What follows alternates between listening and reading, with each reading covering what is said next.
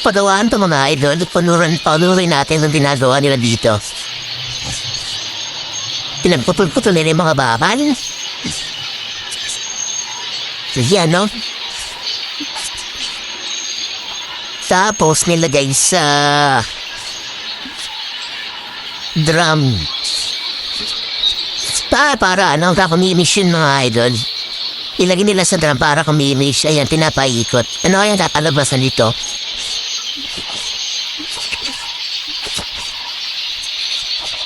Ayan, hinuhulma na nila. Ano ba yung gusto? Medyo hindi maganda yung working condition nila mga idol, oh. Wala man na silang mga gloves o bayamas. Kasi medyo malikabok siya at saka medyo hindi maganda yung pinagtatarapuan nila. Ano to? Sobrang dami. Tornilyo. Tornilyo yung ginagawa nila mga